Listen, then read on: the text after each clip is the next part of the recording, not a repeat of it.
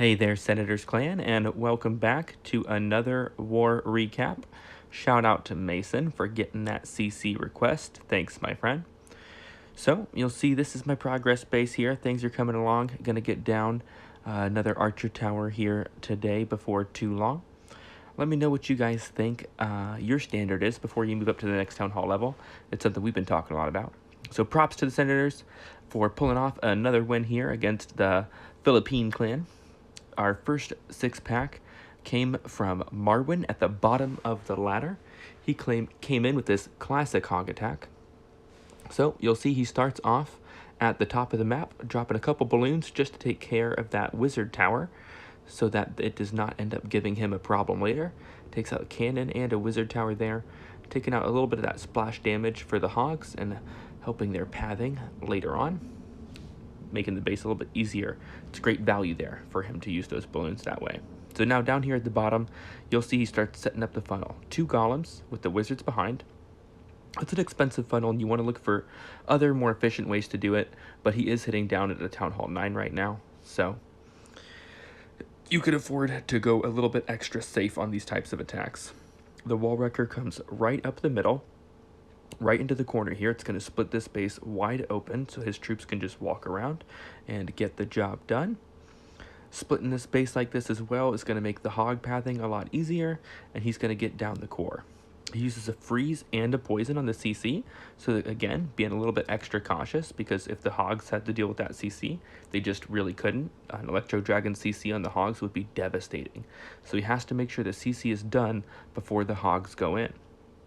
And now the hogs are live, and they love their heal spells. I'm not going to try to do the Galadon voice. If you guys are familiar with the ESL streams, he's been doing the Hog Rider voice, and that is not a move that I have. So, that said, there's no reason to watch the rest of this raid play out. We're going to go ahead and 4 times it for the cleanup as the hogs, the heroes are up. It's just absolutely demolished. So shout out to Marwan, another one of the new guys coming over, throwing down a 6-pack, getting his job done. And the next guy we have getting his job done will be Bocephus. Had a couple of dips here. Still Town Hall 11s. He's a Town Hall 11. Still some great opportunity here for him. This is a really maxed out Town Hall 11 base. Got lots of high level defenses. So he starts out his dragons with 1 at the bottom, getting some chain value, and then the Stone Slammer leads the raid here. Pro tip, doing Electro Dragons. The balloons he puts down, I would definitely put them down in front of the Electro Dragons, or maybe deploy them right after the E-Drags.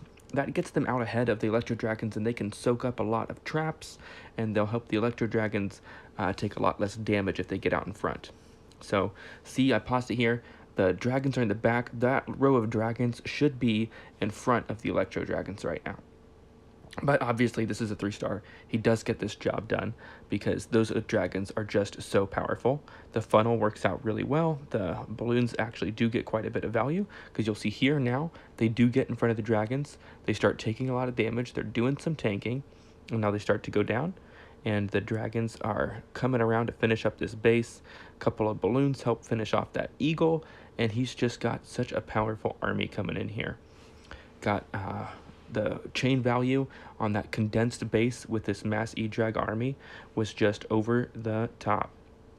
All those buildings on the inside, being able to, he's got no 2 tile spaces that's going to stop that chain from being effective. So he was able to just demolish this base. Props to Bocephus for seeing that in this base and being able to set up his funnel and get this job done in a really heroic way. So again, big shout out to Bocephus for being able to get the job done. It's always tough watching how slow the Electro Dragons are at the end. Always makes me a little worried about cleanup, but not on an attack like this, where there's just so much chain value. That's the trick to mitigating the slowness of E-Drags. Look for a base where their chain value will be maximized. So finally, I'm going to show both of Richard's attacks. He's using this Queen Walk Electron Lalo with the miners to clean it up. So let's see exactly what his objectives are going into this. The Stone Slammer comes in and it draws the CC, and it actually gets some of the splash defenses. He lets it really penetrate into the base, really do some tanking. The heroes are coming in here as well, and you'll see he's starting this huge funnel on this side of the base. His clone comes down to clone that Electro Dragon. You got to be careful with the wizards and some of the other troops around there that you don't clone the wrong thing. And now under Rage, these dragons just start to demolish the core. He took out 3 Expos in one hit right there. That is value. That's what you are looking for in cloning your Electro Drag in the core. Really getting that value off the chains. The queen continues here, and now we'll look at this. The miners are coming in. They've got that thin strip they're going to start on, and the core continues to go down. It's tough not being able to grab the eagle by now, but having grabbed the enemy heroes, the enemy CC, all of the crossbows, 2 of the Inferno towers without having to worry about the miners getting hurt by them. That's, the eagle is something the miners can handle. I mean, the value he got before then, 35% of the base gone before the miners even deployed, is just insane. So they, like the hogs, enjoy their heal spells.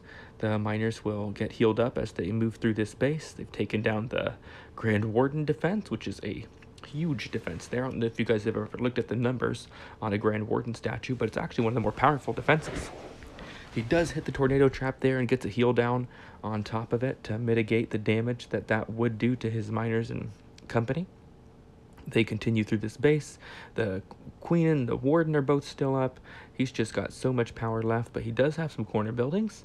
But with a quick army like this one, time I do not expect will be an issue for him.